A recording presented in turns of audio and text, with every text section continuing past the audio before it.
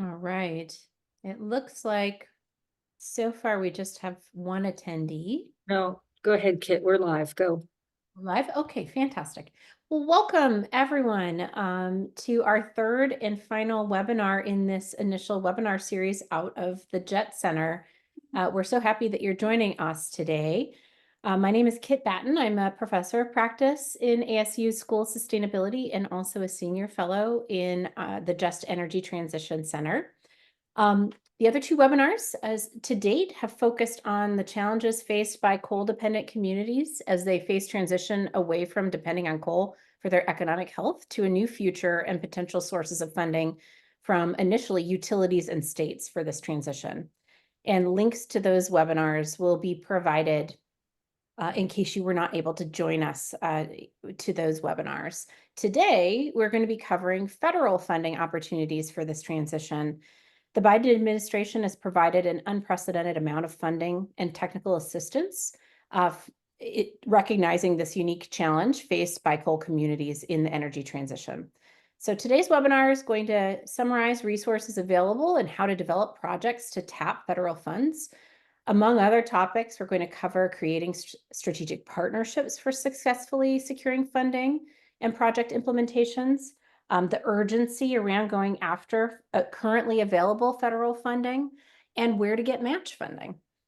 Before we get started on our excellent speakers' presentations, I would like to ask folks to please put their names and titles in the chat so that we can all see who is on the chat, on the webinar. And then we will ask you at the end of each presentation or even during the presentations to please put your questions for the panelists in the Q&A function. We'll give a pause at the end of every presentation to ask folks to do that. We will actually hold all questions and discussion until all four panelists have been able to present. So just to let you all know. All right.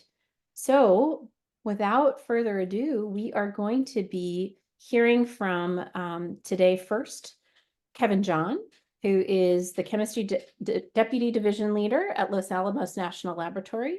We're then going to hand it over to Chris Pastors, Executive Director of Real AZ and Economic Development Director for Navajo County. We'll then go to Jenna Rowell, Director of Rural Development for Local First Arizona. And finally to Drew Bauer Palmer, who is the head of Drew Consulting, LLC in Wyoming and the Wyoming Grants Integration Manager. So in order to, let's advance to Kevin's slides first. And as we're doing that, a little bit more in-depth introduction. Dr. Kevin John currently serves as the Deputy Division for Los Alamos National Laboratories Chemistry Division Office, supporting a multidisciplinary team, including over 350 scientists, engineers, technicians, and technologists, postdocs, students, and support staff with a focus on national security mission areas. He also leads a rapid response team in the Four Corners region as part of the White House Interagency Working Group supporting coal-impacted energy communities. Kevin, with the Los Alamos National Laboratory, will share his experience leading this interagency working group. And he brings valuable insights into the rationale for just transition assistance and the successful implementation of programs designed to support communities in transition. So over to you, Kevin.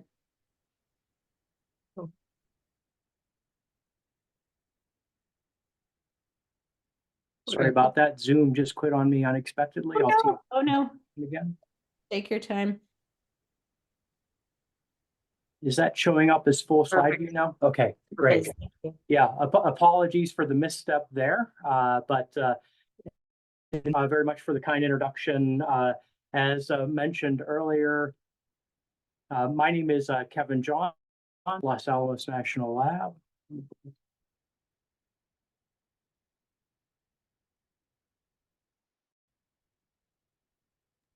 Are you able to hear me at all? We can hear you again. There was a pause. Okay. Yeah, apologies in advance. I don't know why I'm having issues with Zoom, but thank you for the kind introduction. And Los Alamos, based on what you've seen in the movies, might not be a partner you'd think of immediately. in terms of the context of this webinar series, but at Los Alamos, energy security, energy transition is an important part of our national security focus. And I'm here today, as was mentioned earlier, in my role as the lead for the Four Corners Rapid Response Team, and I'll provide some context for what the Rapid Response Team is and how we interface with federal government in upcoming slides. So I'll start first by providing a very high-level overview of the Energy Communities Interagency Working Group. This particular IWG was initiated shortly after the current administration came into office and was really focused on acknowledging contributions from fossil energy communities throughout the United States, in particular coal mine and coal plant workers, really honoring, I think, the contributions that these workers have made to sort of the U.S.'s economic success. And the IWG in this case started off with an initial report to the president, sort of outlining an overall strategy in how the IWG would implement bipartisan infrastructure law, Inflation Reduction Act funding to help energy communities, specifically rural and tribal energy communities throughout the United States. In terms of the agencies that make up the Interagency Working Group, the 12 agencies are shown in this slide, and just wanted to, I think, recognize that the intent here is to bring a whole of government approach to helping energy communities in the U.S. and navigate energy transition and economic diversification. So as part of my role within the Four Corners Rapid Response Team, I interface with agency leads at headquarters and our regional agency representatives in New Mexico and Arizona. A little bit more about the Interagency Working Group. I encourage everyone, if you haven't come across the energycommunities.gov website, to do so. There are a tremendous number of resources on this site in terms of federal funding opportunities. And this funding clearinghouse that I show here is actually a searchable field. You can keyword search by topic that you might be interested in. You can look at grant opportunities that might not require a match. In addition, the site offers a getting started guide for communities as they sort of navigate energy transition and economic diversification. And they also provide a navigator service in terms of providing sort of an initial entry for communities to ask questions and connect with resources, to sort of get a jump start on, transition within your communities. One of the things that the IWG did in their initial report is they outlined energy communities throughout the U.S. that really required sort of immediate attention and assistance. And in particular, they honed in on 25 specific communities. I'm just focusing on Arizona and the Farmington, New Mexico region because that is the area that I cover. And I put this sort of notional red square over the area that the Four Corners Rapid Response Team is focused on. Within that red square, there are 7 coal burning power plants, 3 of which have retired already. One is set to retire next year, and 3 additional plants are scheduled to retire in the early 2030s timeframe. And this region really represents, I think, a unique set of interfaces in terms of, dependencies across states, across counties, between tribal and non-tribal communities. So the Four Corners region in particular, I think, is unique in terms of the challenges, opportunities, that face the region. So the Interagency Working Group, as I've alluded to before, has established these rapid response teams across the U.S. This started with the pilot rapid response team in Wyoming, followed by the work we're doing in the Four Corners region, then the Illinois Basin, and then several others in the Appalachian region launched shortly thereafter, with more coming online, as time goes on. But I think that really the focus of the rapid response teams is to sort of be a boots on the ground interface for communities with federal resources. So we are going out to communities to listen, learn, and hear what's important to our regions. We're relaying these messages all the way up to the White House level in terms of what's important to you, what you need in terms of resourcing, and we're sort of bringing federal resource to the communities in a series of in-person meeting exchanges. So it's a big challenge, whether you're facing this at the community level, whether you're sort of facing this at the regional level. So really developing a strategy as a community to eat the elephant a bite at a time is what we did in terms of staging our effort. Stage one was listening, learning, building our network, both at the community level and the federal government level. Stage two was really sort of connecting on community issues and projects, bringing IWG resources, these agency resources, to the table. And stage three is really focusing on execution in terms of helping communities navigate immediate term emergency need, as well as helping to build long-term strategic foundational strategies. So in stage one, this is just a snapshot of what we've heard from communities.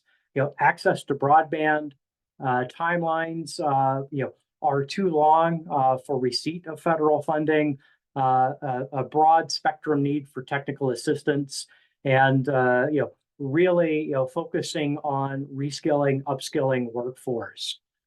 So this is just a sampling of things that we've heard from colleges, universities, and secondary schools within the Four Corners region. From a stage two perspective, communicating what we as the Four Corners region need. Again, key messages that we've heard that have been relayed to federal agency leads, Senate and congressional staffers, and White House staffers, is a broad need for capacity building.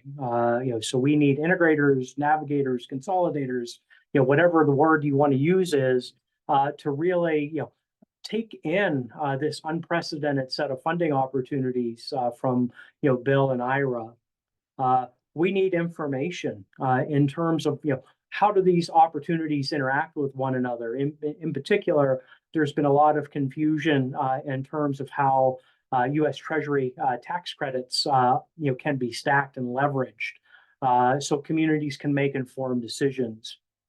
And really, collaboration in terms of building a community of practice, both at sort of the regional community level and within agencies. So I spend a lot of time trying to connect our regional agency representatives with one another to actually try to learn lessons from one another, share best practices, and really just build an overall strategy of response for the Four Corners region.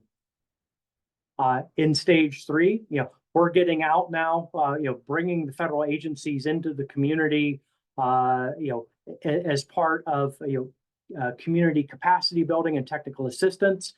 We've shared in the organization and execution of a number of in-person events. Shown on the right-hand side is Bhima Sastry from DOE's Office of Fossil Energy and Carbon Management at an event in Joseph City. We're also interfacing with DOE's Office of Indian Energy and the White House Council of Native American Affairs in recognition of tribal workforce and economic impacts to tribal governments in our Four Corners region.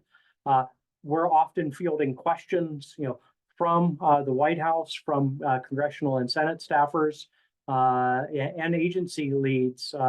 They want information. They want to hear, what we're hearing from communities. And again, serving as a regional resource for technical information on key regional issues through hosting town halls, workshops, and so on. So circling back to the interagency working group, just want to highlight that the working group has issued a 2-year report to the president summarizing progress to date. They've recently hosted a stakeholder event in the DC area, soliciting input from leaders across the country. We should be issuing a 3rd-year report to the president in the November-December timeframe. So I'm hoping that we see 4 corners, issues, challenges, and opportunities well represented in that particular report. And looking forward, spending a lot of time helping those workers that have been displaced from mine, plant site, and support industry closures, and really trying to build cogent strategies to help communities with closures that are about to happen. So spending a lot of time talking to Department of Education, Department of Labor, in terms of crafting more responsive strategies moving forward. We're continuing to stay active in listening and learning mode, connecting with communities on technical assistance and capacity building opportunities. And we're really building sort of a learning network within the rapid response teams themselves. So we routinely meet roughly every 2 weeks as the leads for the rapid response teams across the country. Again, sharing information, what's working, what's not working in communities across the U.S. And really, we want to continue to facilitate events that bring these bill, IRA, and other federal resources, to the tables of our communities in Northwest New Mexico and Northern Arizona. So I think with that, I'm done with my presentation. Thank you, and apologies again for the issues at the very beginning. Thank you so much, Kevin. That was wonderful. I would love to remind our participants, if you happen to join during Kevin's presentation, to please put your name and title in the chat function, and also to please put your questions for Kevin based on his presentation in the Q&A function, and we will be saving all those questions until the end of all 4 speakers presenting to have a robust Q&A session. So thank you again, Kevin. That was wonderful. And we are going to turn it over to Chris Pastors next. And just as a quick introduction, Chris Pastors currently serves as Northeastern Arizona's Real AZ, Chris Pastors currently serves Northeastern Arizona's Real AZ members as the Executive Director and Navajo County as the Economic Development Director. Utilizing his executive level leadership experience from multinational business operations, business development, and commercial and residential community lending, and most recently, rural county economic development roles, Chris is the Executive Director of Real AZ and has a diverse background, as we just discussed. His work right now at Real AZ focuses on creating economic opportunities in both Navajo and Apache counties by connecting people, programs, and resources. So with that, Chris, over to you. Thank you, and thank you to the folks that have joined us today. I'm going to cover 3 things in my presentation, and it's going to be fast. A quick game is a good game, so we're going to have this covered in about 10 minutes. But the 3 things I'm going to cover is, one is a little bit of background about what we're doing about our coal community transition. Then we're going to talk about some lessons learned, and then third, we're going to talk about what's coming next, so what the future holds for us. But over 2 years ago, the region started experiencing the need for organization in responding to a diversified economy. And we're all small towns, we're all rural, we're all leaning on each other for workforce, housing, job opportunities. And so what happened about 2.5 years ago now is the 3 counties, so Coconino County, Navajo County, and Apache County came together and says, we need to do something about these pending closures of our mines, of the power plants, but we can't do it alone. And so we reached a little bit further, and we pulled in some powerful partners, Local First Arizona, and then also APS, or Arizona Public Service. And so the 5 of these members went and applied for a technical assistance grant through the EDA, and we were awarded that grant. And we've been calling ourselves the BREC team. And the BREC team stands for Building Resilient Economies in Coal Communities. And so this 5-member team also has others that have joined in as well. So we've got the other 2 utility companies, SRP, TEP. We've also got the Economic Collaborative Northern Arizona, the Northern Arizona Council of Governments, NAU's Economic Policy, and also Real AZ. So what we've seen is we needed to come together in order to deal with this. And we're always welcoming more partners into the fold, because at the end of the day, it's all about numbers and it's about momentum. And oftentimes you're looking for more members or more support to move a project forward. So this team was formed, and the task was come up with an economic diversification strategy. And we're like, okay, well, we can do this. So what we needed to do really was we needed to understand what the landscape was in our region. And so just to give you an idea, when we get to the next slide here in just a second, this shows Coconino, Apache, and Navajo County. There's I just noticed something there, but if anybody else sees that, they can put it in the Q&A. But really what we're looking at is we had 4 power generating stations and a couple mines in this region. They were all closing down. They contributed significantly to the economy in terms of jobs and in terms of tax revenue. Losing these guys was going to be a massive hit for our regions, right? And these small communities that relied on those jobs in those school districts, the fire departments, the police and sheriff's departments that relied on those tax incomes. So coming together, addressing this, we needed a strategy that people could identify with, because we are very unique and we've got a diverse set of communities that each has their own identity. We needed a language for our diversification strategy that could resonate and could easily be translated. Because economic development, yeah, okay, I've heard all about it, but tell me what are we doing? So with the next slide here is it spells out the strategy language. And so if anybody's seen the movie Moneyball, it's in the Oakland A's. So they lost some big players, and they didn't have the budget to replace those big players, the tens of millions of dollars to replace those. And so we use this analogy saying, okay, we're losing the big players in our region. How are we going to respond? And so as a group, we came together. And we says, okay, well, we can't replace a big player with another big player. That's not really realistic, because we got 4 of them, and plus a couple mines, so actually 5. But we can recreate those players in the aggregate. And it's like, what is that all about? And if you watch the movie Moneyball, you'll see that they talk about getting on base. And it's all about that getting on base metric that allowed the Oakland A's to then become competitive after losing some major players and not being able to replace those players. But they changed the game of baseball. They changed the game when it comes to how do you think through rebuilding a team or an economy. And so we really embraced this baseball concept, and came up with the get on base strategy.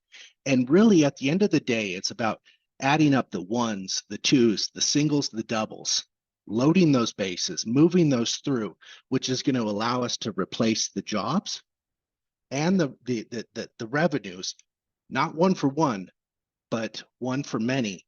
We're going to replace them in the aggregate. So when we talk about baseball, it's very easy for people to kind of go, okay, I get it. I understand the strategy. Base hits win ball games, right? And so this is the framework that we've been using for the last few years. And you can see that this is deliberately built to be inclusive of the communities, because some people can't swing for the fences, but they can get a bunt or they can get a walk. But getting on base is key to us enacting our strategy. So we're going to go to the next slide here a little bit.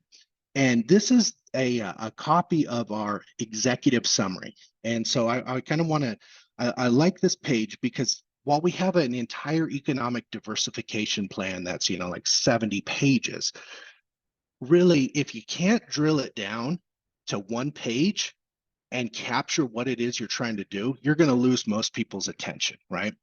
So really what we came up with was these kind of 5 strategies, but more importantly with this document is we've given ways in which people can steal a base or get some funding or get connected in with the resources for planning or get connected in with match money for grants, right? All of these plays, if you will, or economic development programs are built into this this diversification strategy.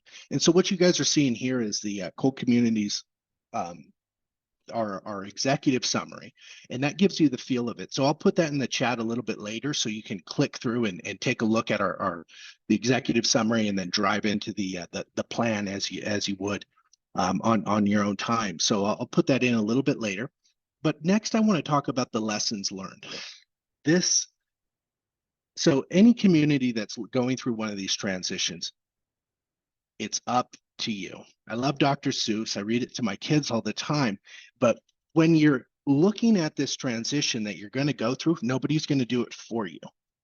You've got the people, you've got what you've got, and it's for you to start making the action. So really making those actions is going to be extremely exhausting.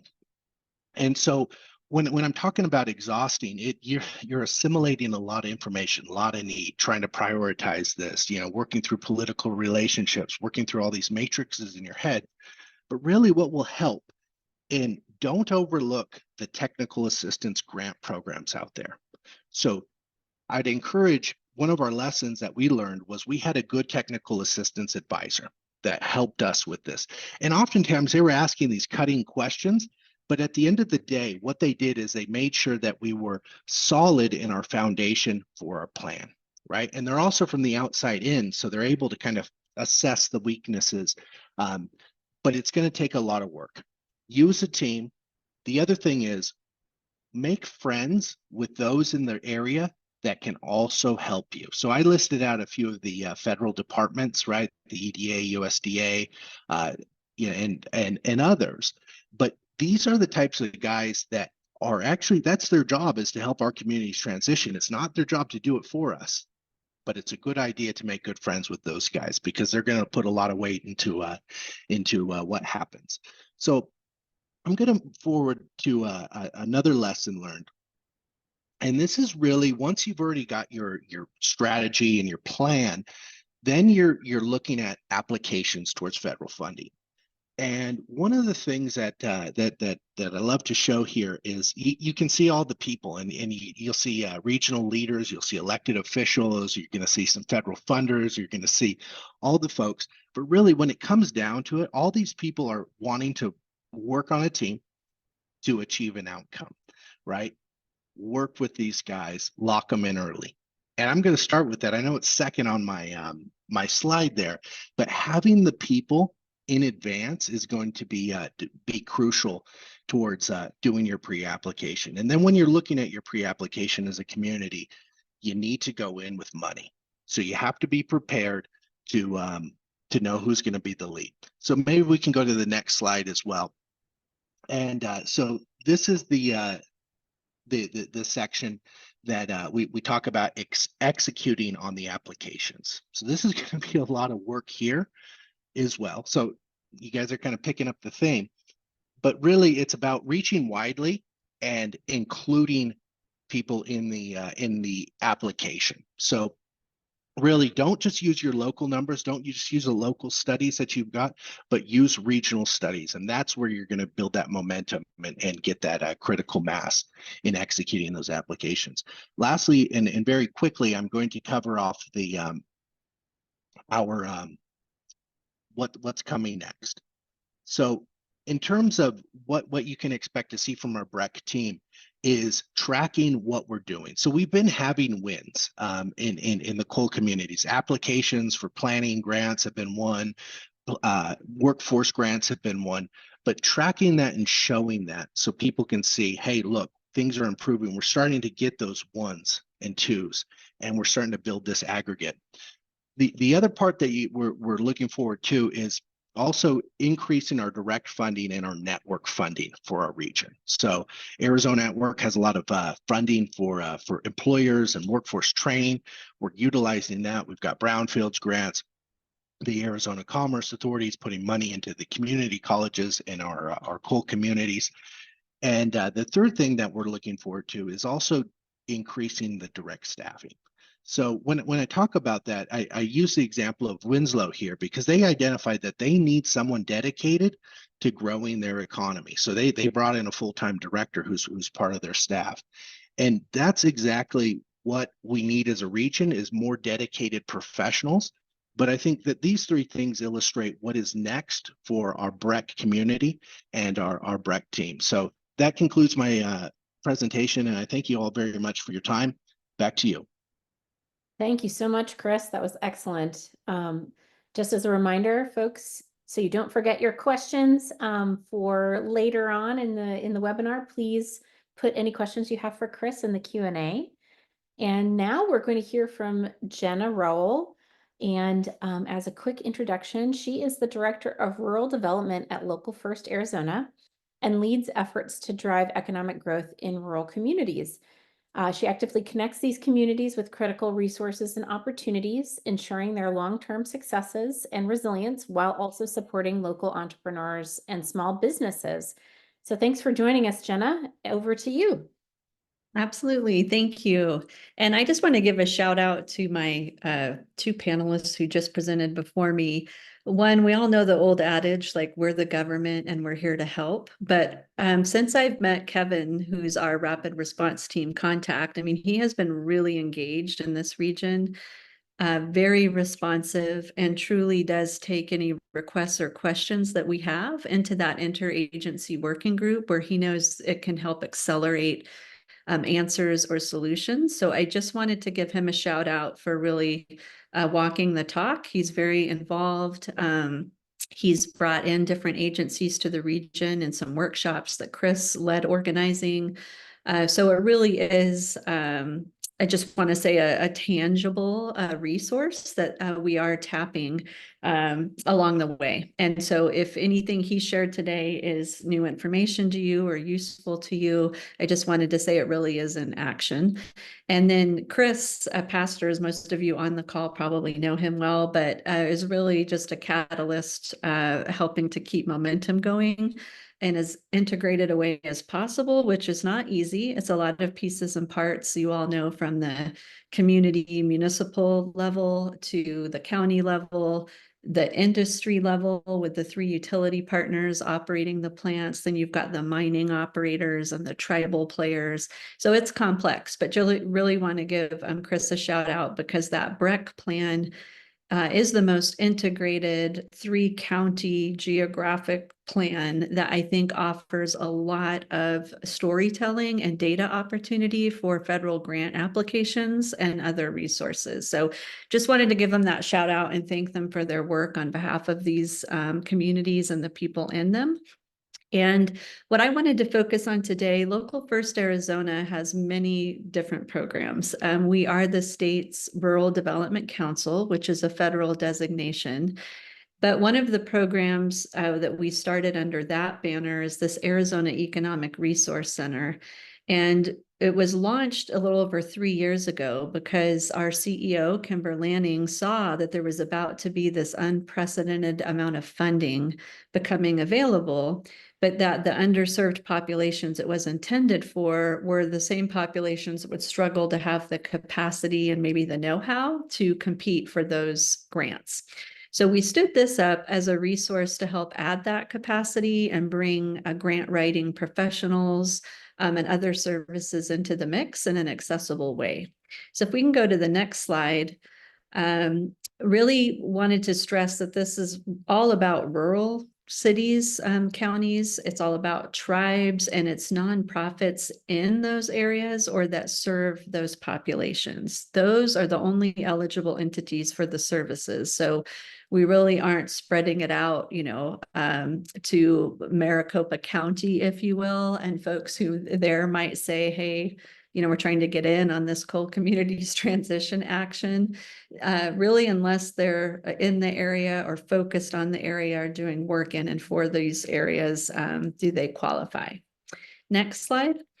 This is one I wanted to point out because if you're one of these eligible entities and you're not familiar with our services, we have all the details on our website for who is eligible. But if you're not sure if it means you, the key takeaway is just reach out and ask us. The only thing that might make you ineligible is if you do have a lot of full-time staff doing grant writing or development. We still might be able to do some capacity building with you if there are key areas where you don't have experience or could use some staff training. But otherwise, most parties in this coal communities area will be eligible for the services. So next slide. So what are the services? I've put those in big buckets across these slides. It can include the grant seeking capacity. That takes work to even know what grants are out there, which types of grants am I a fit to, which ones am I ready for, because you've got to do a lot of administration and grant compliance, especially at the federal level, when it comes to some of this funding. So a lot of that is in our wheelhouse. And I wanted to just point out Connie's chat from ASU, as they're also a technical assistance provider and can help with some of this grant research specific to coal communities. So hopefully we'll even find ways to close our workflows and loops between each other, so we can do some references and again, stretch what we have available as far as it will go on your behalf. But importantly, what I wanted to just point out here is notice that everything on this slide, you haven't even gotten to the grant pursuit yet, the grant writing. And I'm finding that there is more and more need that we need to fulfill, that when we do get the phone call from you as a community member seeking funding, seeking resources, sometimes we can be quick to match you to a funding opportunity and assign you a grant writer to help you. But because that BREC plan exists and your competitiveness will only grow more if you have an integrated collaborative application, we could probably do more to sometimes slow the train down just a little bit and step back and look at this pre-proposal support to really say, okay, what is your project concept? What kind of support does it have in the region? Is that support at a level that makes it ready to tell the story in a competitive way? And then to Chris's point, show that you have skin in the game. One of the things with federal grants in particular is they are looking for the sustainability of what they're about to invest in. So we can also really help to look at, have you done anything that shows that kind of investment, whether it's your own budget reflecting the project. Maybe there are loans that you've taken out or qualify for. If you know you're going to need matching funds for the grant, have you secured those, like Chris said? And have you really thought about the right roles on the project? It might be your passion project, but we might actually find out there's another more competitive lead applicant to go after certain funding, and you can be a sub-awardee, and it's still for your project and it will help advance it. But to secure the funds, structuring the application differently might be in order. So I just wanted to point out, I really think in the coal communities area, and Kevin had it on his slide too, that they're seeing that tends to be the need, is how do we sort of assemble ourselves and integrate around the opportunities. So it might be that Local First in partnership with some others could come into this region and do some of those funding strategy sessions to put the puzzle together. And that is something we offer through this resource center. And then on the next slide, this is where we're actually getting into, okay, let's go after some of the funding. That's where it's getting the proposals together for the actual grant applications, bringing professional grant writers to the project. We have some who really specialize in the more complex federal grants as well and have good win rates to their work in that area. And it also involves the capacity building for you to understand the government IDs that you need to have and be registered for, how to use the grant submission system. So if you've never done that before, we can help you through the process, help you become self-sufficient at doing that.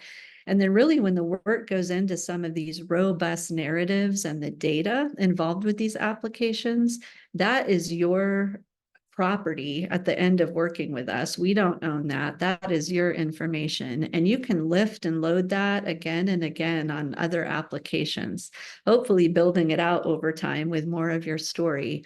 But when a professional grant writer gets involved and helps do some of the research, bring the data and tie it into a cohesive narrative, that can be invaluable to you to keep using and running with in future funding cycles.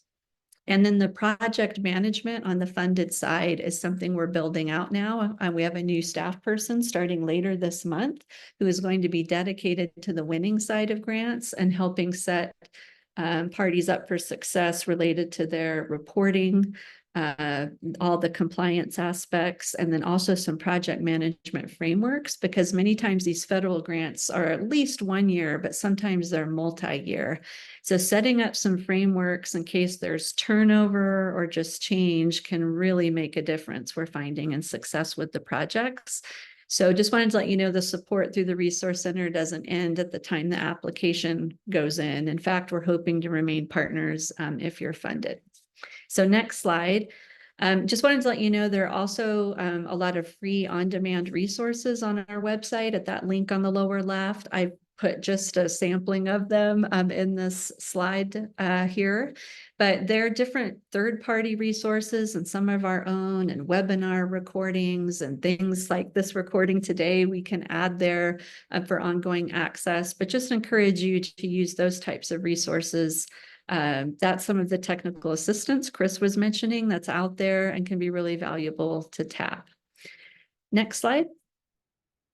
So I just wanted to show our results to date, that it's been really exciting to see Apache and Navajo counties, for example, helping them to win, almost $15 million since we started the Resource Center. You can see the volume of requests for assistance that we've had, and to date, almost 220 winning grants. And we've got about 150 outstanding right now that have been submitted, but no decision just yet. And we're really hoping we break through the 100 million mark before end of year on funds that we've helped secure throughout the state and for Indian country as well. And the next slide is really the crux of it. So how do I get started? How do I use these services? I've given a URL there that you can visit. And at that website, you can subscribe to a weekly newsletter that we send out that is our research of funding opportunities. Some of them will have really good lead time because they might have just come into the mix with an announcement that funding will be opening up. But because it's a running newsletter, some of them will have closer in deadlines. So one of the things we can work on with you as well is if you see a funding opportunity of interest, we'll be really honest with you on whether, yep, we have time to put that together and go after that with good chances of being successful, or if it's just too tight a turn, we'll be honest about that. But it's good to know what your interests are, and we can keep our eyes and ears open for similar funding opportunities down the line. In general, the federal grantors try to give pretty good lead time because they know their grants can be a little more complex in nature. On the website, you can push the request a consultation button and fill out a really simple form. That's the best way to get into our queue to then get an intake session that will be a virtual 30-minute session where we just learn more about your organization, whether you've got specific projects already identified that you're seeking funding for, and just start to kind of flesh out what services are most going to benefit you. Again, whether we're in like that pre-grant work, you're ready for a grant writer. And if you have won a grant that didn't come with our help, please let us know about that too if you're struggling on the implementation side. You can also email us at that address that you see there. The form is just a little helpful because it gives us some background info. So you'll be in a warm start situation when we do the consultation, but email is fine too. And then after we do that intake, I just wanted to let y'all know, sometimes again, we hit the ground running. There are fitting funding opportunities out there now. Other times we just have to keep in touch with you for a while, right? To kind of work out what's needed, what you're ready to do, what our contractor pool has available to engage with you on. But we're happy to just keep that line of communication open until the timing is right for the partnership. So look forward. Hopefully we'll have some time for Q&A, could talk more about these services, but we look forward to the opportunity to work with you. And that's it for me. Thank you so much, Jenna. Wow, that's such an impressive set of statistics that you have in terms of successful grant applications. Congratulations. That's really wonderful. Look forward to talking in more detail about your work at the Q&A. And just one more reminder to please put questions in the Q&A function as we're moving through all the presentations. Our final speaker for today is Drew. Is it Bauer Palmer, or do you just go by Palmer? Well, most people know me as Bauer, but my married name is Palmer, so I will answer by either one. Okay, fantastic. Well, Drew, most recently, in addition to natural resource policy consulting, has joined Wyoming Governor Mark Gordon's team as the grant integration manager, assisting in standing up the grants management office for the state of Wyoming. This project has never been done in Wyoming before, and it's an exciting effort that will benefit the state and the communities for generations to come. She is president of Drew Consulting LLC, and brings extensive experience in prioritizing federal funding for communities affected by coal plant closures. And her work with Wyoming's IWG Rapid Response Team will offer important insights into managing complex transitions. So with that, I'll hand it over to you, Drew. Thank you, and thank you so much for having me. This has been a great panel, and Jenna already thanked the first two speakers, but I will thank Jenna. Thank you for doing such good work. So I wanted to round that out a little bit. So I am Drew Palmer. I am the Grants Integration Manager for Wyoming Governor Mark Gordon. And my role is really to stand up the new Grants Management Office, which we will house in the State Budget Department. And that has been done, and we're moving forward. So I think what I want to go back to is maybe talk a little bit about the history on how we got here, focus on some of our challenges, and then really what a lot of the presentation I'd like to focus on is the solutions that we've found and what we're trying to employ. And this model may not work for everybody, but please just look at it as parts and pieces that maybe you can take away that might be work into your model. So I would just work to identify that. A little bit about the history for Wyoming. Grants efficiency has been a little bit problematic for our state for quite some time now. We identified prior to and you can go to the next slide, please. We identified prior to the pandemic that the efficiency of applying for grants, getting grants, and making our dollars go longer was not really working well for us. Then the pandemic hit. We all know the world changed. Then we started seeing all of this stimulus funding come out. Originally with the CARES Act and ARPA, and then post-pandemic, we started seeing a lot of funding coming out from what we call EJA, the Bill Act, IRA, and the CHIPS and Science Act.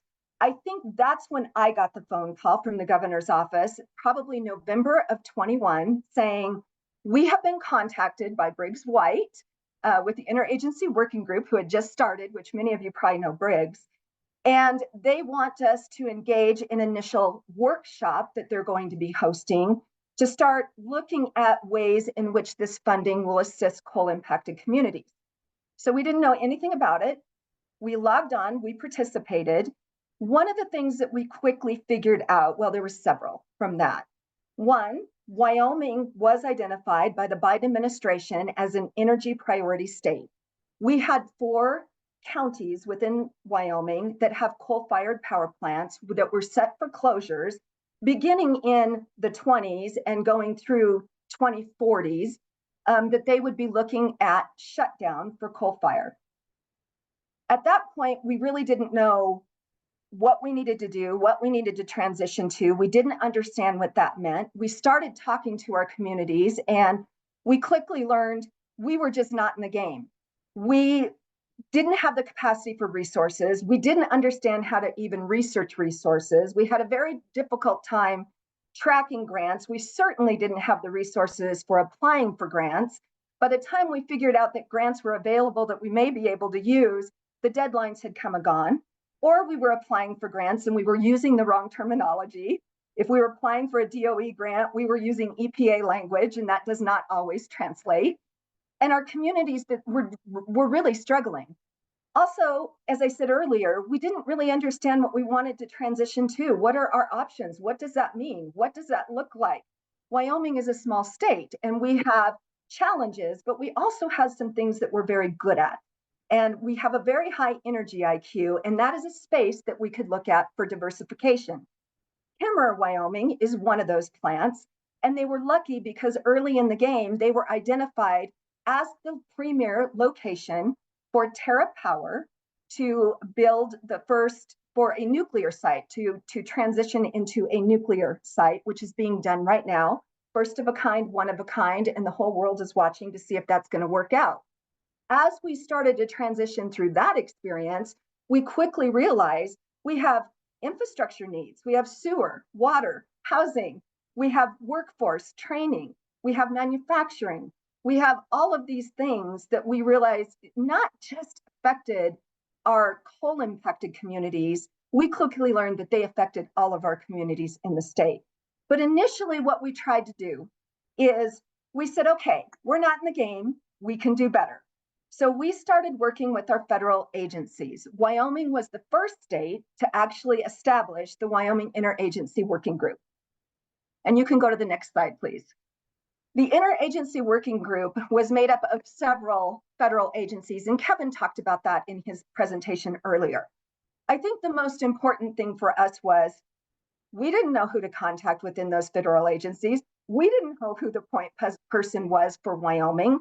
We didn't understand who we could go to ask questions about what would be available. So we started the Interagency Working Group for Wyoming, which included our federal partners from key agencies, state agencies, local communities in which our coal impacted communities were housed, and then also private sector, nonprofit, anybody that was looking at potential economic development sector for those areas. We started having meetings, and we still have them almost 3 years later. We have a meeting with our federal partners every other Thursday from 11 to 11:30, and we all get on and we all identify what potential federal funding opportunities could be coming out that would benefit our state, our projects, and fit our needs. But it didn't happen overnight. It was a very long process to get there. And I think one of the most important things also that our federal partners have brought to the table is they started engaging with us. Now, remember, this was the pandemic, so nobody could travel, nobody could go anywhere. So we started putting virtual presentations together with a team of our federal partners so that we could show them our communities. We could show them what our priorities were. We could show them where we wanted to go, and they could help us identify federal funds that could help bridge those gaps. So that's what started our relationship. What it has transformed into has been even more beneficial because Wyoming didn't always fit in that nice, neat little box of eligibility criteria. So as these funding opportunities were coming out, we were saying, we don't fit, but we're an energy priority state. How can we make that work? So we would go back to EPA, we would go back to DOE, and we would sit down. And for example, we would say, we don't fit in the box with the criteria that you've created for community benefit plans, which weights this grant for 20% of the grant. So how can we sit down with you and talk about how can we answer that question with the resources and that we've got so that we aren't disqualified from moving farther in the process? The state agent or the federal agencies sat down and worked through that with us. So they were able to be flexible. It's not like their legacy programs that they've had on the books for years that have very rigid criteria. This was actually an opportunity where we could sit down with them and they had some flexibility to work with us. So I think that that's a very important message going forward.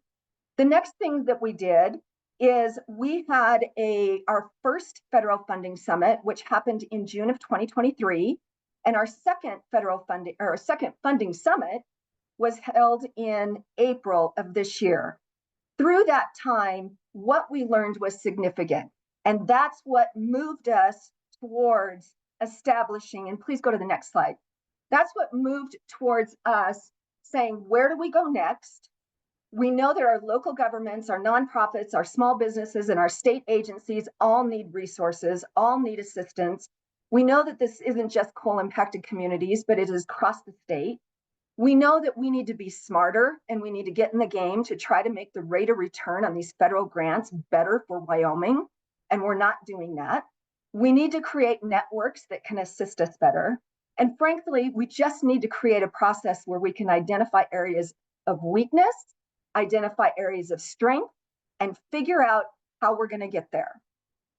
That also included technical assistance programs and resources, which we were very vocal with the federal partners in making sure that they understood what the needs were. And they were great about going out and then saying, okay, that's something that we can assist with. So we felt those conversations were great.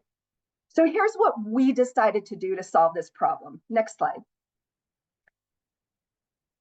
The governor actually created the Grants Management Initiative. Through that, we created the Grants Management Office. And the Grants Management Office is being stood up in our state budget department. And it is to build capacity over time and provide additional resources to apply for federal and state grants. We thought that this would be a solution to assisting our communities in meeting those needs. The second thing that it did is it identified federal and state funding opportunities that we could stack and braid, along with identifying IRA tax credits that also could be brought in to make your dollars go farther. We stood up, and I see I'm being told I have some time. I'll be fine, Ty. So one of the things that we did is we stood this Grants Management Office up. With that, and you'll see on here, there's several components.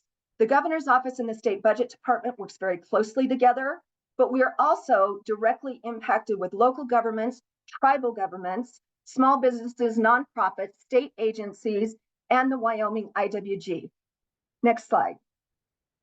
Through the Grants Management Office, we stood up a customized tool for Wyoming, and it's a dashboard of funding opportunities just that we felt our state was really focused on. So I'm going to go to the next slide. I have these slides in here because they're going to be posted for you, and you're going to be able to use those as we move through.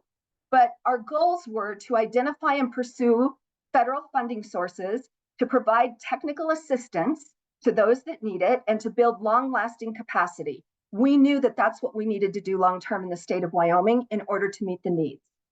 Next slide. So with this dashboard that we set up, there were several different phases. One, and I'm going to skip around on these slides a little bit so I can get to the end because my time is getting short. One, we ended up prioritizing what those funding opportunities were. So phase one really focused on EJA, IRA, and Science and CHIPS Act because they have a shelf life and they're going to be expended probably within the next 3 to 5 years. So we needed to look at that as a priority. Phase two are state funding opportunities that we needed to include to stack and braid. Phase three, we're working on nonprofit and private sector funding that is available that we can also use for match for different federal funds. So we're trying to increase our federal funding resources. We are reducing the effort for grant programs because we're housing it inside the Grants Management Office. We're looking at federal grant administrative support and services, which we also give through the Grants Management Office. And then, of course, coordination and communication. Next slide. The Grants Hub is where all of this is housed. And if you go on and you look at this, the information will be at the end of our presentation. But if you look at that, we also have filters on there for tribes because our tribal sector has a lot of funding opportunities. We realized a need that we didn't know was health and human service issues across the state. So we have a filter to address health and human services issues, and we'll continue to build that out as we go. What we have done is we've stood up an opportunity where we created a technical assistance program through what we call YGAP. Next slide, please. YGAP is the Wyoming Grants Assistance Program. Through this, we have hired a third-party contractor, a national contractor, to assist us. They are professionals in grant writing, grant training, grant reviewing, and we can assist through the whole grants management cycle with also reporting, monitoring, and auditing. We can help you with all of that. You just need to ask for our help and we can assist. Again, it's targeted for local governments, nonprofits, small businesses, and state agencies. So those are important to remember. The other thing that this also does is we have a national accounting firm on board with us through ARPA and CARES that also assists us with answering questions regarding eligibility for IRA tax credits. So when these technical assistance requests come in, we can also have that as a component of this overall effort. I can tell you we've had an overwhelming response because we have provided a resource that our local communities could not do. And we have had technical assistance requests. We stood this up in July. We actually stood up the entire program within 90 days and we launched it in July. And as of this morning, we had over 130 technical assistance requests from across our state, just asking for help from every level. And so the overwhelming need is there. We're trying to provide the solution. We are nimble. This can be adjusted at any time to meet the needs of our state and our communities on how and what it is they need to focus on. And we can help them come up with a plan or a strategy in order to get there, because many times they don't even have that. We have local needs assessments and local state agency surveys that we can help them come up with planning documents so that we can identify the gaps, because you all know that sometimes it's not the home run that Chris talked about. Sometimes it's the base singles or the bunt. And there's multiple funding opportunities that you may need to look at applying for to meet your end goals and your end needs. So what I can say today is we've had a lot of support. It's working for us. There may be opportunities in here that will work for you. But finally, after 2.5 to 3 years of hard work, I can honestly say that I think Wyoming is at least in the game. So I'm hoping to see our transition of dollars on the ground, and I'm hoping to see a lot of movement for that in the next couple years. Thank you. Thank you for having me. Thank you so much, Drew. Wow, it's a lot of lessons learned from Wyoming, and great to see all the initiatives that are interwoven that you've set up to help benefit the state and communities. I'd like to invite our speakers to come back on camera so that we can start the Q&A session. I do see that we have one question in the Q&A box, and I will fold that into the very first question I'm planning on asking. But for other participants, please do add additional questions if you have them. And also just a quick note that at about 1:25, so in about 20 minutes, we're going to be posting a survey about this webinar series and this webinar in particular, just so that we can learn from our participants about how to continue to shape such types of engagement to benefit you moving forward. So just a quick heads up on that. All right, I'm going to start with the heavy hitter question, and that is, you'd have to be under a rock to not notice that there's a presidential election coming. And given that we're talking about federal funding today, and that there has been quite a lot of support for coal-impacted communities from the Biden administration, and nobody knows exactly what's going to happen in November in terms of an outcome of the election. Would love to hear, especially, well, from all of our panelists, because you all have your ears to ground on federal funding, and I'm sure this is not the first time someone's asked you this question. We know that Kevin is an existing federal employee. Drew and Jenna mentioned that there are multi-year funding opportunities. So it seems like there could be a multi-step kind of strategy for communities interested in applying for federal resources for transition.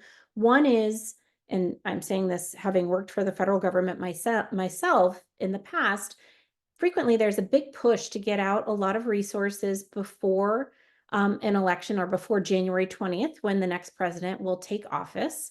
So any strategy recommendations for accessing resources in between now and the 20th, and then any strategies or ideas that you all have with respect to seeking funding opportunities with a new administration, how best to be looking for those opportunities, because regardless, we're going to have either a new Harris administration or a new Trump administration, which will be a change from the Biden administration. So that was a very big compounded question. Oh, and I forgot, I said I was going to loop in the question from the chat. I believe that Connie's question was directed at Drew about whether or not philanthropic foundations are part of your partners in resources. But, you know, as we're facing uncertainty in the federal funding arena, looking at philanthropic funding, looking at state funding, looking at funding from utilities, all may become more important. So with that very long question, I will open it up to the group. Would love to hear from each of you. Well, I'd love to take a first stab. And thank you for the question on philanthropic opportunities. The answer is yes. So if you are a philanthropic opportunity or know of people, please let us know. We'd be happy to put you on our website as an opportunity if we meet your eligibility criteria. So we're building that all the time. I think I'd just like to take a quick opportunity to answer your question. So I joined Kevin in DC in July for the first IWG retreat, and actually spoke on a panel directed at where does the IWG go? I don't think it's any surprise to anybody on here that Wyoming doesn't always align with the Biden administration's energy policy. However, what we are good at is we are good at energy, and there is a lot of opportunity for Wyoming right now to diversify into low emission, no emission energy opportunities. So we are looking at it through that lens. The other thing I think that's really important, and that I did say at the retreat, is take blue and red out of the picture. It doesn't matter. I have never seen something so organized by the federal government in my entire career as I have the IWG and what we've done over the last few years to get the message out about opportunities for funding that our communities desperately need. It doesn't matter if you're in Wyoming or West Virginia or Arizona. Every community is having the same issues that we are. We need to be able to contact those points of contact that we can have a conversation. They're going to navigate the federal process for us. They're going to navigate their own federal agencies and help us find the answers. That the IWG has cut significantly the work that we have to do to get to the right person to answer the question. So in our opinion, regardless of who's in the administration at the end of this year, doesn't matter if it's red, blue, or purple, the IWG work should expand beyond administrations and politics. Thank you so much, Drew. Any thoughts from our other speakers? Kevin, could I turn to you next? Sure, and to sort of pile on, you know, as to what Drew just said, you know, I think the bipartisan infrastructure law, you know, is bipartisan by nature, and you know, sort of outlines a series of spending for, you know, the next 3 to 5 years. So I think there is some sort of, you know, cushion for, say, a new administration change, you know, as we look forward for, you know, all the funds that have been put into Bell and IRA, you know, as you know, opportunities, especially for, you know, our tribal and non-tribal energy communities. And I wanted to clarify that I am not a federal employee. I'm a contractor at a DOE, Department of Energy National Lab. So just wanted to put that out there.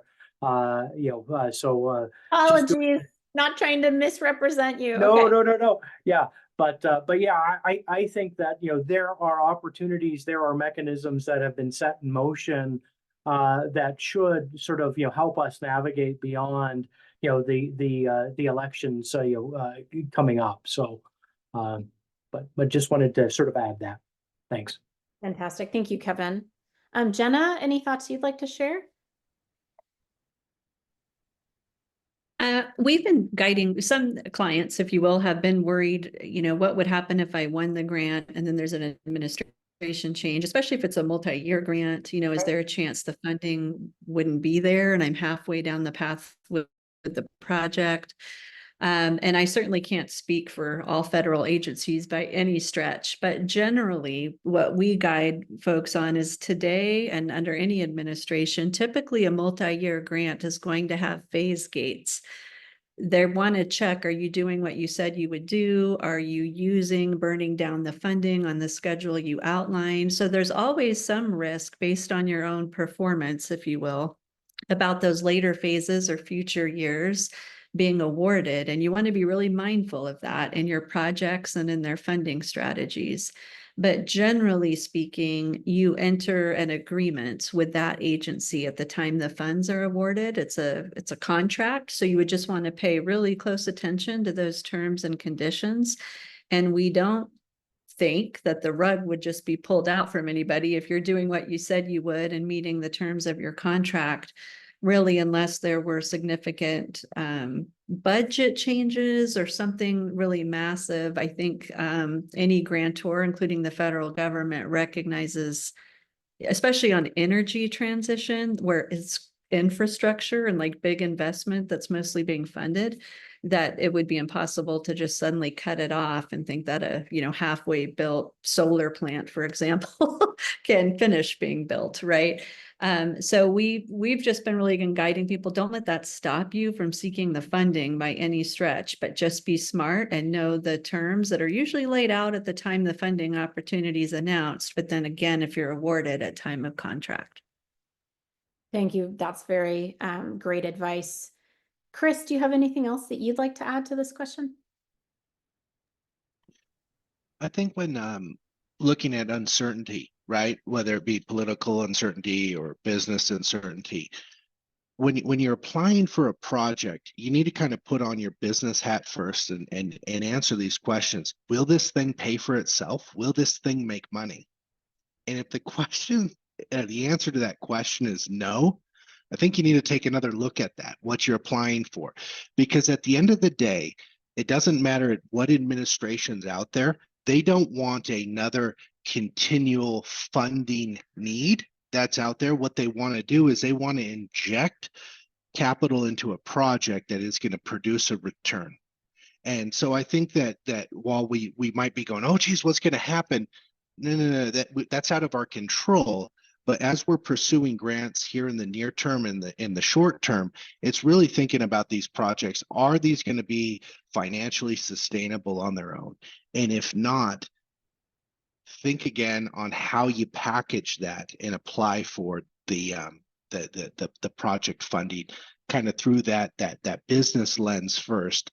I think that is a useful strategy or mindset when applying for grants at this transitionary time, not knowing what's happening, but you got to really look at that project viability, and that's also going to increase the competitiveness of your grant, regardless of what happens in the political arena.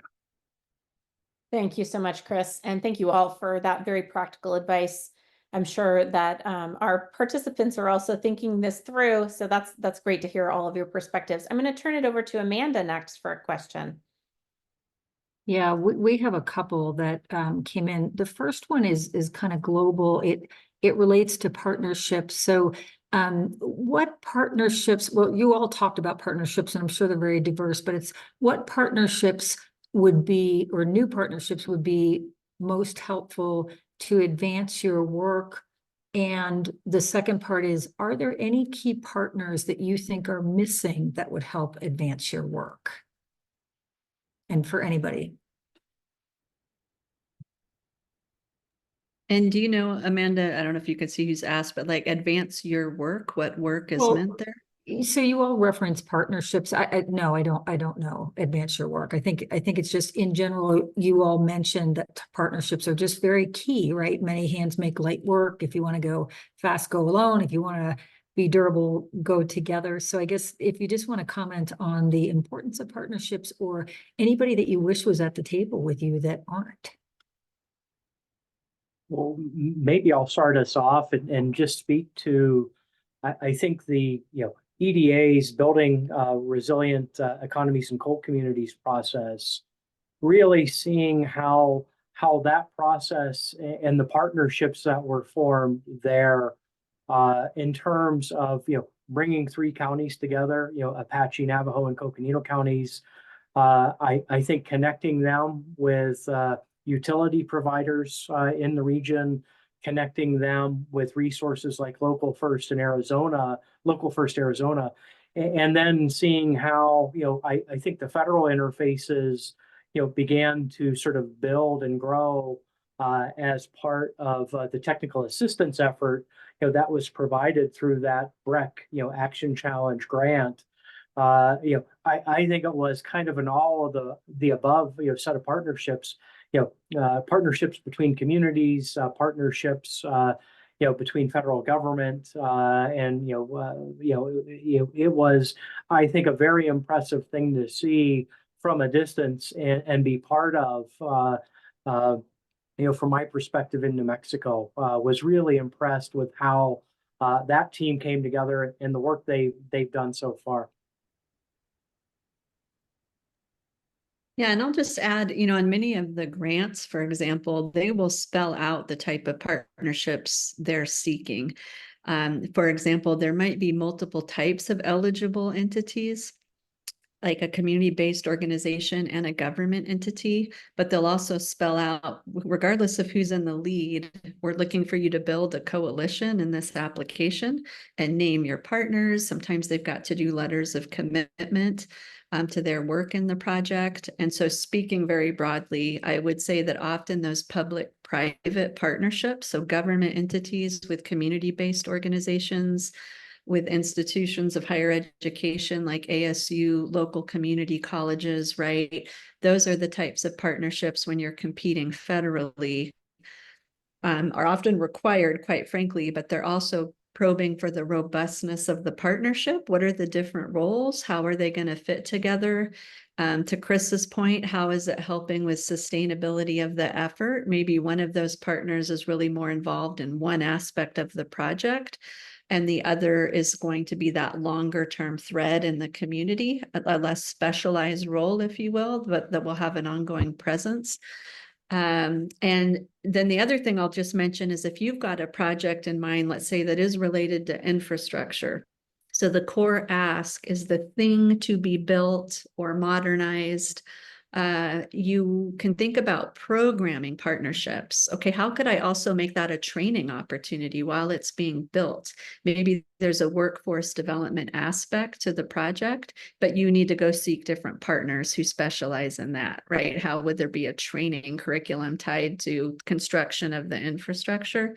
And the more you can put on the project, I would kind of say like ornaments on a Christmas tree, for example, that can often really up your competitiveness, because for the same amount of investment, not only is the infrastructure going to be there, but again, you're helping build the workforce of the future.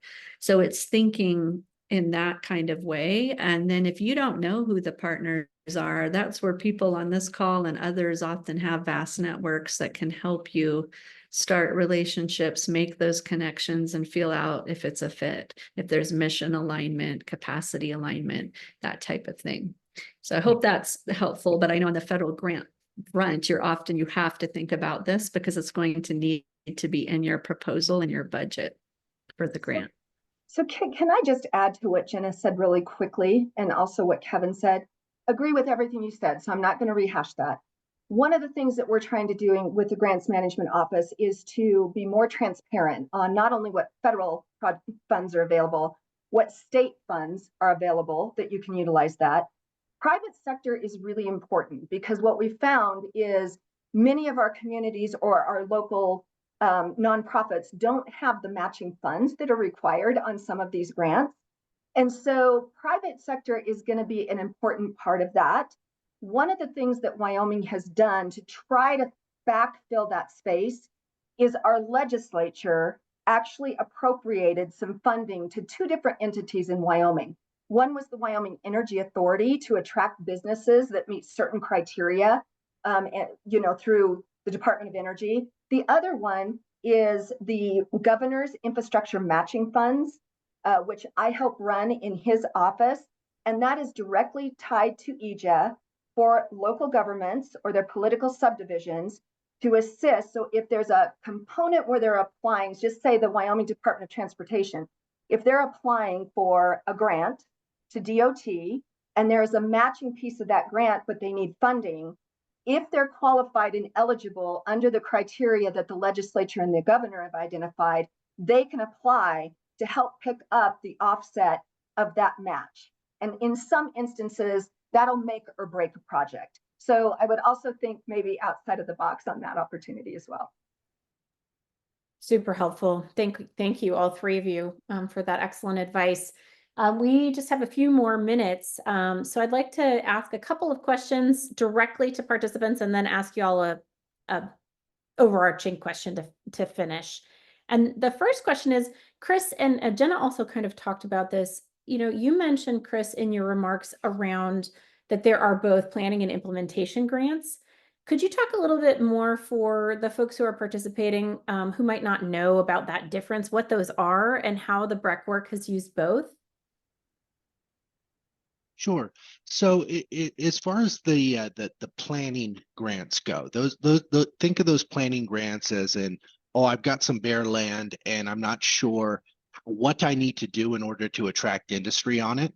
So there's planning grants that can be used for that. USDA grants, EDA grants that can be done to do those site plans, like, how much is it going to cost to run water, gas, electricity? How do you get that zoned and platted properly? So that's one way to think of a planning grant.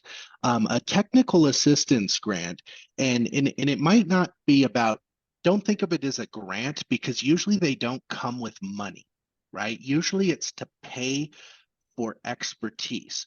So when you think of technical assistance, the USDA has these rolling. There's local funds that you can go after that will help with that consulting. Think of technical assistance as hiring a consultant. So we have Drew Bauer Palmer, right, who has a consulting company. How do we get to her? We get a consulting grant or a technical assistance grant to pay her. The money doesn't necessarily come to the organization, but what we got is expertise. So I think that's the way I explain the technical assistance and the planning grants out there, kind of in two really tangible ways that could fit most rural communities. Thank you, Chris. That's wonderful.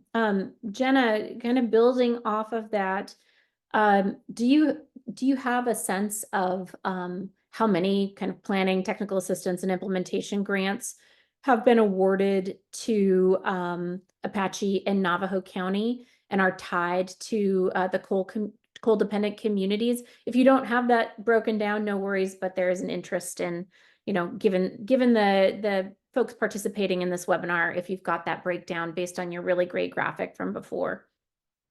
Sure. I don't have the breakdown by planning or TA, if you will, Okay. versus implementation. But I will say those big numbers are on the board because that is a good number of federal grants. That's where you tend to see the larger numbers coming in. Some of the early wins, for example, were for Apache County, I should say, like a RISE grant from the Innovation Center in St. John's, broadband grants to expand that infrastructure in the area. The Hopi tribe, we helped win the $25 million EPA Solar for All, in which ASU is a partner in that grant. So those are just some examples of what's in the numbers, but definitely to get to close to that 15 million in 3 years. There are smaller grants, like the smallest we've helped win, I think, is like $2,500 for an after-school program, up to that 25 million for solar, right at the heart of the energy transition. So there's a lot in that mix, and would be happy, don't know who asked it, but to do a better breakdown of it if that's of interest. Great, thank you so much. All right, in the last lightning round before we launch our survey and thank all of our panelists, We've heard a lot of advice that you've given us about how to go about applying for federal resources for community or a nonprofit organization who has not yet jumped into this space. Do you have 1 to 2 pieces of advice for that community or organization that you would like to leave us with today? And I'll start with Kevin.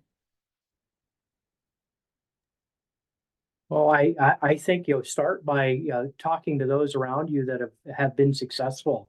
And I think some of the resources that are perhaps unique to the state of Arizona. I think Local First Arizona really represents a fairly unique resource, and sort of leveraging the expertise that is around you, doing some homework before you jump into those waters.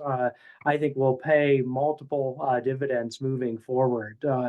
And also, I think getting back to the philanthropy thread earlier, there are nationwide groups like the Just Transition Fund that are also available to provide sort of small grants to get you started, to help you kick things off. So there are other sort of opportunities out there to sort of start small, build that momentum, with a couple base hits, as Chris has said, before you get to sort of the home run level, with a federal grant. Great. Thanks. Thank you. Drew, over to you. So I agree with Kevin. I know it's overwhelming. There's a lot out there. You don't know where to start. What I'm going to say is, if you need it, you just need to start. You need to start finding somebody to talk to help you start unrolling all the thoughts in your head of what your community needs. And then you can start putting a plan together that's going to look at where your gaps are. Then you can start filling the needs of where your gaps are and how you're going to get to your end goal. But there's nothing like just jumping in and starting and having those conversations and pulling a team together. I will say, EJA, IRA, CHIPS and Science, they turned grant writing on its head, because the opportunities are coming so fast that you don't have time to react sometimes. So no better time than to start today and reach out for those that can assist you. Great. Chris? Sure. So I'm going to share a little quote, but I think what it does is it encapsulates small rural communities. We've got this independence, right? And so my advice, and I always like to play on the kind of the simplest, common denominator. At the end of the day, our small communities, you have brains in your head, you have your feet in your shoes, you can steer yourself in any direction you choose. You're on your own and you know what to do. You are the guy who will decide where to go. And that's from Dr. Seuss. But I think that kind of encapsulates that, coming back to what Drew's saying, start, but don't be dependent on others. Take what makes us great and just continue to go with it. You might have to go in another direction, but it's up to you. Thank you, Chris. And Jenna, if you could take us home, I'll just really quickly say, if everyone could just please stay on for a couple more minutes to fill out the survey, which will launch as soon as we hear from Jenna, that would be wonderful. Thank you. Over to you, Jenna. Sure. And I'll just say more specifically to the coal communities transition work and the funding that's available, unprecedented funding from the federal government. That BREC plan is a great place to start and saying, where could I contribute and play a role here? Because if you anchor yourself to that plan, it's already federally invested in. The technical assistance came through federal funds. So funders would love seeing how is that coming off the page and into implementation. So whether you're a nonprofit, a municipality, a tribal nonprofit, whatever your role is, I would suggest read that plan, even if it's just the executive summary, and start fleshing out your story of how can I contribute and advance that plan? What do I have to offer, or where do my needs fit? So that if you can become part of that bigger effort, that's a great way to integrate and get some collaboration going. Thank you so much, Jenna. Thank you all of our panelists for your great and practical presentations and advice. Ty, if you could please launch the survey as we're wrapping up here. We hope that everyone who's participating will fill out this survey. Again, this is in our attempt to continue to better understand how best to serve the community of folks interested in these topics. So let me just take this opportunity again to thank our 4 panelists so much, and to thank my colleagues Amanda and Ty at the Jet Center for this fantastic webinar today. We really appreciate everybody's participation and for the great presentations. Thank you all. Thanks, everyone. Thank you.